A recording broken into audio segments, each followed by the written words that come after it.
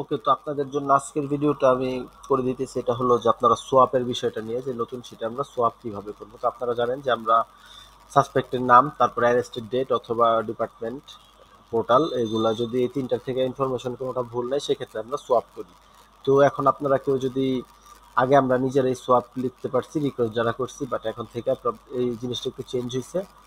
তো এখন থেকে আপনারা কি করবেন, কিউসি শিটের ভিতরে ধরেন আপনি এটা সোয়াপ করতে চাইতেছেন, আপনি লিখবেন সোয়াপ, তারপর আপনি নিচে আপনি যা যা ফিক্স করছেন যে পোর্টাল ভুল ছিল এমন কিছু দিবেন, আপনার নোটটা আপনি প্রপার দিবেন, দেন আপনি এটা দিয়ে সাবমিট করে দিবেন নর্মালি যেভাবে সাবমিট করতেছিলেন কাজটা।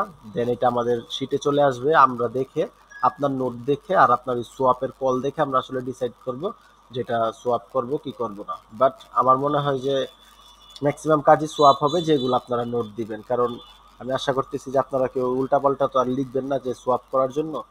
তো সোয়াপের বিষয়টা হলো এটা। আরেকটা জিনিস ক্লিয়ার করে দিই, আপনারা কেউ যদি মনে করেন যে আমি ওইখানে সোয়াপ না লিখে আমি এইখানে এই নামটা চেঞ্জ করে আমার নামটা এখানে বসাই দিলাম, তো আসলে বিষয়টা তখন সোয়াপ হয়ে যাবে না। বিষয়টা সোয়াপ হবে না। আপনি যখনই সাবমিট দিবেন, সাবমিট দেওয়ার সাথে সাথে এই ফর্মটা যে করছে আগে তার নাম আবার আমাদের মেইন শিটে বসে যাবে।